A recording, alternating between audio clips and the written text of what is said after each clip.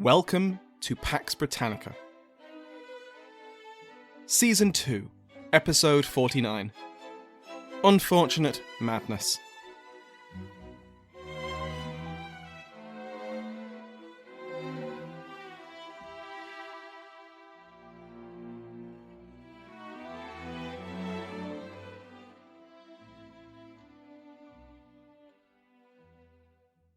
Welcome back to Pax Britannica. I'm your host, Samuel Hume. Before we begin today, I'd like to thank my Patreon House of Lords, which has been joined by Zach Viscount Eltringham. Like all of our patrons, he can now listen to this and every other episode ad-free. Go to patreon.com/PaxBritannica to find out more. Also, if you're listening to this episode on release, the Intelligent Speech Conference is this coming Saturday, the 25th of June 2022, at 3 p.m. London time, or 10 a.m. Eastern Time. There's a huge range of great shows taking part. The hosts behind the British History Podcast, The History of the Second World War, Totalis Rankium, Rex Factor, Pontifacts, Wonders of the World, The Things That Made England, The Siècle, The Hellenistic Age Podcast, the French History Podcast, and the History of Persia Podcast, among many, many more taking part. Go to intelligentspeechconference.com or follow the link in today's episode to find out more. Last week, we saw how the Marquis of Ormond attempted to forge a lasting peace treaty with the Irish Confederacy, and how the negotiations broke down over the question of religion. How much power would the Catholic Church have in post-war Ireland? Would they keep control of the churches in Confederate territory? Would they have to return them to Protestant control? Would they keep them? Could all this be sorted out in peacetime? On that last point, Ormond had been a firm no. Attempts by the Confederate negotiators to essentially ignore the problem, prioritising secular political concessions and leaving difficult questions for later, were stonewalled by the Lord Deputy. He insisted that any peace treaty explicitly state the role and influence that the Catholic Church would have in the future kingdom, and he wanted that role to be minimal. With the negotiations dragging out, and Charles I's position in the English Civil War going from bad to worse, the king decided to try a different strategy. Edward Somerset was the first son of the 5th Earl of Worcester, who went by the title of Lord Herbert after his father inherited the earldom. Herbert had had a fairly unremarkable military career during the Civil War, despite being appointed as a commander, a lieutenant general, and being responsible for large parts of Wales and the Midlands at various points. The most notable events in his military career seem to have been getting 3 of his officers killed by peasants in the Forest of Dean, and letting a force of 2,000 men be captured by Sir William the Conqueror Waller outside Gloucester. But Herbert kept getting promoted, mostly because the king liked him. He'd also contributed a literal fortune to the king's war chest, about £250,000, which certainly helped, plus the king liked the Somersets as a family. Why are we talking about Lord Herbert? It's not because of his military credentials, but for 2 other reasons. Firstly, he was Catholic. Secondly, his wife was Margaret, daughter of the 4th Earl of Thomond. These made him ideal for what Charles had in mind, which was negotiating with the Confederacy agents who had arrived at Oxford in the spring of 1644. However, when the agents were dismissed and sent home, Herbert's mission was not over. Instead, Charles made him a deal. Travel to Ireland and forge a lasting peace with the Confederacy, and you will be rewarded. Rewarded how? Well, his son, Henry, would be married to Charles's daughter Elizabeth. This was an incredible reward, and it only got better. Because naturally a princess couldn't marry the grandson of a mere earl, Herbert would be made the Duke of Somerset. There hadn't been a Duke of Somerset since the Lord Protector Somerset lost his head in 1552. Promotion up several rungs of the peerage and marriage into the royal family was a really good offer, though naturally it was all just promises right now. For starters, Elizabeth was in no position to get married anytime soon. She was a prisoner of Parliament, and 9 years old. In the meantime, Herbert was made the Earl of Glamorgan, so from now on we're talking about Glamorgan. On the 12th of March 1645, Glamorgan received a warrant giving him full authority to negotiate a peace with the Confederacy on whatever terms they wanted. All hush-hush, obviously. This was political dynamite, not least for Ormond, who had only recently been told that he had full authority over the peace negotiations. The king insisted to Ormond that Glamorgan was absolutely subordinate to the Lord Deputy, and even threw some shade at the new Earl, quote, "His honesty or affection to my service will not deceive you, but I will not answer for his judgment." End quote. Glamorgan set sail on the 25th, but in an omen of what was to come, he was shipwrecked and so only made it to Ireland in late June. There is some debate in all of this. Glamorgan's new title, for example, wasn't official until January 1646, and whether Charles would have followed through on his deal in the event Glamorgan succeeded is unknown. What's also unclear is whether Charles ever expected, or even wanted, Glamorgan to succeed. Giving the Confederacy a free hand to decide the peace terms would be an existential threat to the Church of Ireland. Everything else we've seen of Charles suggests his deep commitment to Church of England Protestantism, and by extension to the Church of Ireland. That's not even touching on the reaction this would have among his Irish Protestants or his subjects in England and Scotland. So, what the hell is Charles up to? In his biography of Glamorgan, Stephen Roberts suggests that Charles was allowing the Glamorgan mission to proceed as a dimension in a complex royal game of diplomacy. Glamorgan set off for Kilkenny on the 6th of August, and within 3 weeks, the first Glamorgan Treaty was agreed on the 25th of August. Would you believe it? But essentially giving the other party everything they want makes negotiation really quick. And when I said this would be political dynamite, I wasn't exaggerating. All penal laws against Catholics were to be repealed. Catholics would be entirely beyond the jurisdiction of the Protestant Church and returned to the jurisdiction of Rome and the Pope. In effect, it solved many of the thorny clerical issues which were holding up the Ormond peace negotiations by surrendering the principle of a single state church.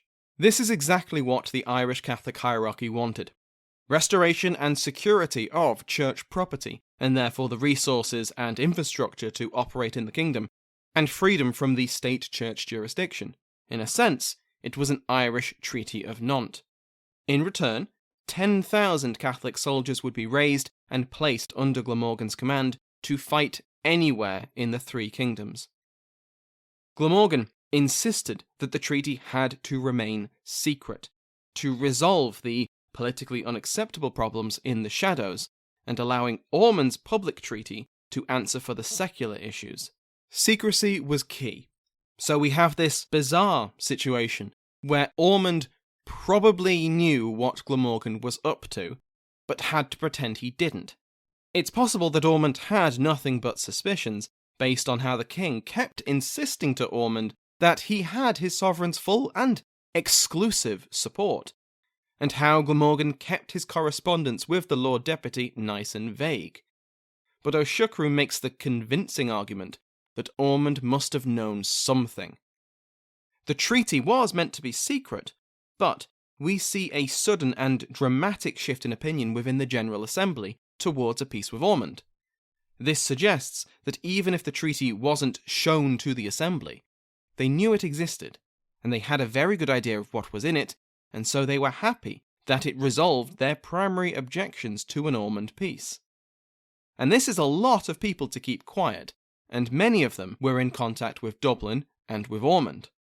It also seems that Glamorgan and Ormond went out of their way to avoid putting any incriminating evidence onto paper, and the absence of details in their correspondence, Glamorgan not telling his supposed superior what he's agreeing to, and Ormond not insisting too hard that he spill the beans, is itself suspicious. At least once, Glamorgan wrote in a letter that the information he was sending Ormond was too dangerous to put on paper, and instead the man carrying it would explain it all in person. After the Glamorgan Treaty was agreed, a key change in personnel took place within the Confederacy. This change was the supplanting of the chief papal representative in Ireland. Pier Francesco Scarampi had been an effective, though restrained, papal representative. His very presence gave the Confederation a clear spiritual rallying point. Clearly, the Vicar of Rome was on their side.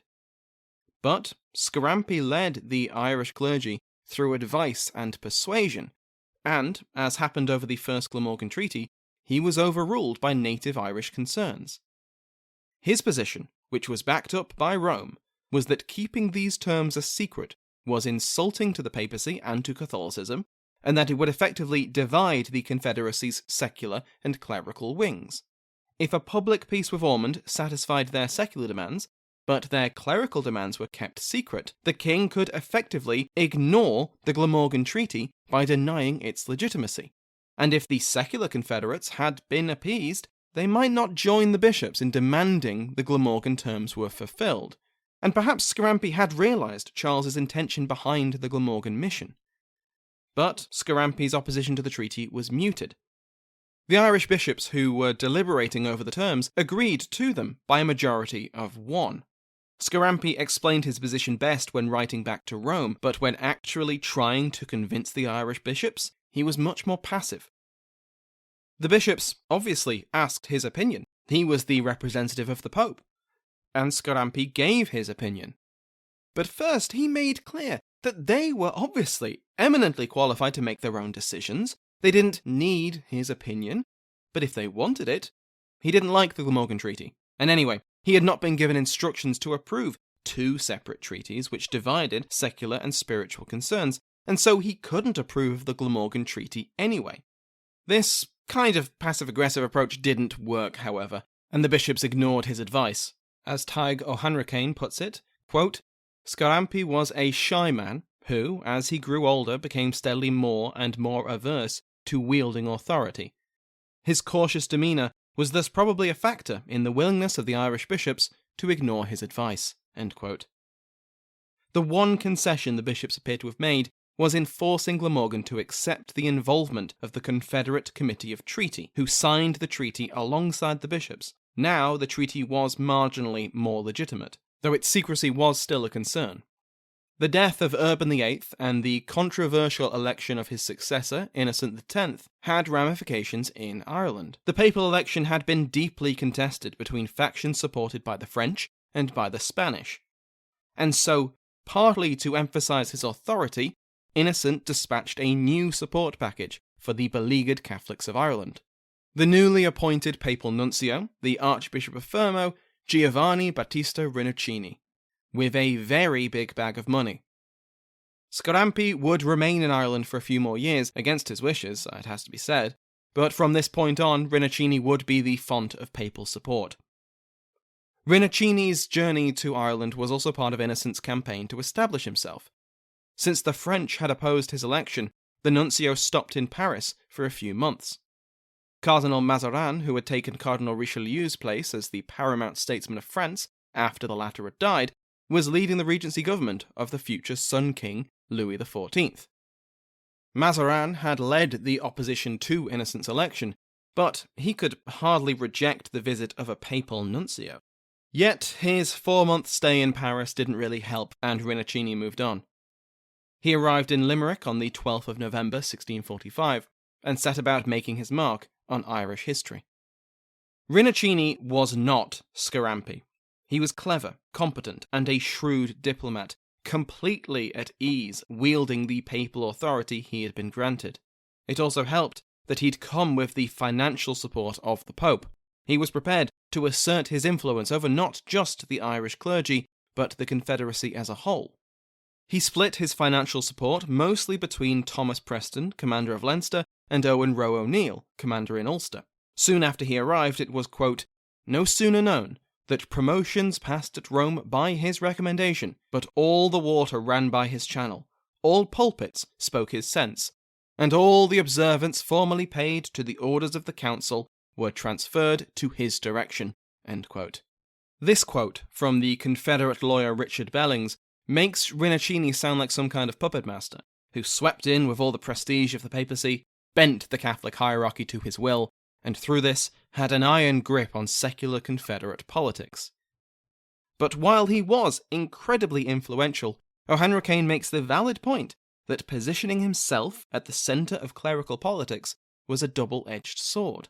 In the short term, it made him a power broker who everyone needed to listen to and obey if they wanted a promotion or favour in Rome. But in the longer term, there were only so many rewards and favours which the nuncio could distribute. Granting a diocese to one family might alienate two others who had wanted the same position. Also, Rinuccini was a foreigner, a very official interloper with the highest credentials, but an interloper nonetheless. He wasn't aware or especially interested in the local politics within each diocese. Rinuccini might champion the appointment of one candidate over another based on their religious position or their political value, over one who had prior connections and who might have been more effective and less of an imposition. Essentially, Rinuccini would increasingly wear out his welcome, but not before having a powerful influence over Irish affairs.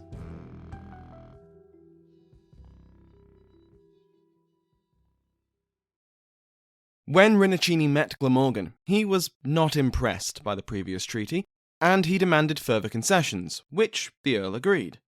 Charles would never appoint a Protestant Lord Deputy. Catholic bishops were allowed their seats back in Parliament, and an explicitly Catholic university was to be established.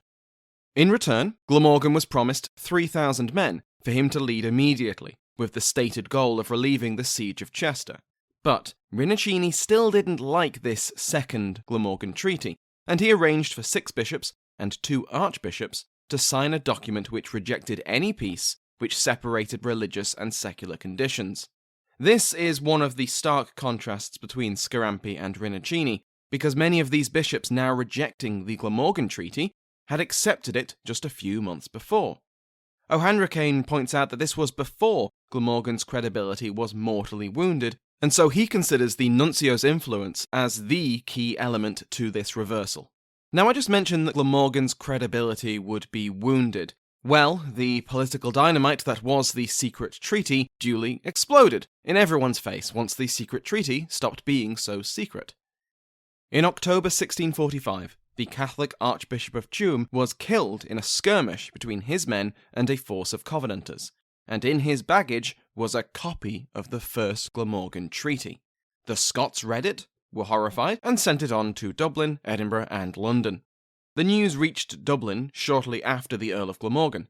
He'd rushed to the capital after concluding the new agreement with Rinuccini, and sought Ormond's permission to take command of the 3,000 men he'd now been promised. Instead, he was brought before the Lord Deputy and accused of treason by Lord Digby, clapped in irons, and imprisoned in Dublin Castle. The Lord Deputy made a great show of not knowing about Glamorgan's negotiations and feeling betrayed, and maybe that's true? It's possible that Ormond had trusted Charles's word, and now was furious that he'd been lied to and made to look like either a traitor to his faith or a fool. Lord Digby reported to the English Privy Council. Digby describes how Ormond had almost settled a peace with the Confederates, which is a bit of a fudging of the truth, and opened up a new font of manpower for the king in England, when, quote, "the unfortunate madness, for I can give it no other name, of my Lord of Glamorgan, and the necessary proceeding thereupon, cast all things back into a posture as uncertain and more dangerous than ever." End quote. When the English Parliament got a hold of the treaty, they too were horrified and published it far and wide. Yet again, it seemed that the king was willing to sacrifice Protestantism in Ireland and maybe even his 2 other kingdoms. So naturally, Charles made a very public disavowal of the treaty on the 29th of January. He also wrote to Glamorgan and rebuked him for not listening to Ormond, which must have been something of a slap in the face. The Lord Deputy left Glamorgan to stew for about a month, and then charged him a £40,000 bail, paid for by, among others, Clanrickard and Antrim, and Glamorgan was free. But his reputation was in tatters, and when the news arrived that Charles had publicly disavowed Glamorgan and his treaty, his time in the spotlight came to an end. The armies raised by the Confederates and promised to Glamorgan were diverted elsewhere. He was returned to the negotiating team, but his primary purpose, to offer concessions which Ormond could or would not, was impossible now. He was tainted with a charge of treason, which had not been formally revoked, and the king had publicly denounced him and his efforts. Why would Rinuccini, or any Irish bishop, believe that Glamorgan could satisfy any promises he made? He was about as useful as a chocolate teapot. The Earl would remain in Ireland for the next few years, occasionally commanding armies, but he could well and truly forget any royal marriage for his son. But Rinuccini didn't wait for Glamorgan to be released. When the news broke that he had been arrested and charged with treason, the Confederate Supreme Council was on Christmas break, and the provincial armies were scattered in their winter quarters. The nuncio, who had never supported Glamorgan's treaty, even with the December concessions, struck. He convened a meeting of those members of the Supreme Council who were still in Kilkenny, and strongly urged them to order a march on Dublin itself. He might have succeeded if Viscount Muskerry hadn't managed to attend. He urged caution and insisted that this was a question that the General Assembly needed to discuss. And just like that, the nuncio's moment was gone. Rinuccini believed that Muskerry was only calling for a General Assembly as a delaying tactic, which was completely correct. Once the crisis was averted with the release of Glamorgan and the return of the rest of the peace faction leaders, Muskerry confessed that he'd prefer to cancel the summons for a General Assembly. The negotiators went back to work, and a peace treaty with Ormond, despite all of this, seemed to be in its final stages. And then, Rinuccini received divine intervention. Another secret treaty arrived, because of course, this peace process needed more secret treaties. This treaty had been concluded between none other than Pope Innocent X and a representative of Queen Henrietta Maria, and the terms arrived in February. In return for 100,000 crowns of papal money, the Royalists would restore the Catholic hierarchy in Ireland, restore church property to Catholics, allow free and public exercise of religion to Catholics, annul all penal laws since Henry VIII's Reformation, concede the independence of the Irish Parliament from the English, appoint Catholics to the principal offices and military strongholds in Ireland, unite their forces with the Confederacy against the Covenanters and the English parliamentarians, with the Confederates dispatching 12,000 troops to England immediately. Wow. 100,000 crowns is a bargain for all of that. Then again, Charles's position in England was collapsing. More on that next time when we return across the Irish Sea. The Royalists were desperate. Unfortunately for Rinuccini, the treaty he received was encoded and unverified. An original copy, complete with verification of its authenticity, was on the way, but until it arrived, the Supreme Council was unwilling to act on the Roman treaty. Instead, a compromise was reached. The truce with Ormond would be extended until the 1st of May, and troops would be sent to relieve Chester, the last major English port in Royalist hands. Again, the king's position was looking very bad. If the Roman treaty arrived in full by the 1st of May, Glamorgan's treaty would be withdrawn. If it did not, Glamorgan's treaty would be accepted. In the meantime, negotiations with Ormond on the political terms would continue, but neither treaty would be published without the other. In March, those negotiations restarted, and on the 28th of March, 1646, the first Ormond peace was signed by both the Royalist and Confederate negotiators. It was kept in the safekeeping of Clanrickard until it could be published. 3 things to keep in mind here. First, the Confederates had been desperate to conclude this peace before Ormond's authority to negotiate expired on the 1st of April, and so moderated their demands to make this more likely. Secondly, Ormond and the Committee of Treaty agreed to postpone publication until the promised Confederate forces arrived in England and relieved Chester. And thirdly, no one told Rinuccini or the Confederate military commanders that the treaty had been signed. As Siochrú puts it, quote, subterfuge and deceit characterized the following 4 months until the publication of the treaty, as each faction tried to outmaneuver the other, end quote. With the king's position looking worse by the day, the Confederacy was reluctant to send any forces across the sea just to be defeated, killed, or taken prisoner and then killed. A 1644 parliamentary ordinance demanded the summary execution of any Irishman or any Catholic from Ireland fighting in England. Instead, early in April, the Supreme Council decided to use the soldiers previously earmarked for England to fight in Munster against parliamentary forces. Even with the peace signed, negotiations continued. Ormond was informed that if he published the secular peace, the Confederacy would go right ahead and proclaim the Glamorgan peace alongside it. Ormond point-blank refused to accept the Glamorgan Treaty, and he warned the Confederate Council that if they proclaimed it, he would denounce it. The king had already done so, after all. But if the secular peace was published without a corresponding religious peace, the Roman treaty still hadn't arrived, the Confederate clerical faction would be outraged, and Confederate unity would shatter. It was a real quagmire, and the Confederate leadership gathered in Limerick to work out what to do. And when they did so, the fateful news arrived. Charles I, King of England, Ireland, and Scotland, had surrendered to the Scottish army at Newark. The Royalists had lost the English Civil War. What the hell were the Confederacy and the Irish Royalists going to do now? Thank you to my House of Lords, including but not limited to the King's favourite Mike Sanders, Bill Winkis, Duke of Bristol, Alan Goldstein, the Marquess of Southampton, and James Fee, Earl of Derby. Remember that every patron, regardless of rank, receives an RSS feed, which you can put in any podcast app to listen to the podcast ad-free. Thank you to everyone who has supported me on Patreon, or donated through PayPal, left a review, or told a friend about the podcast. Thank you to Sounds Like an Earful for the interval music used in today's episode, to my entire House of Lords, and to you for listening.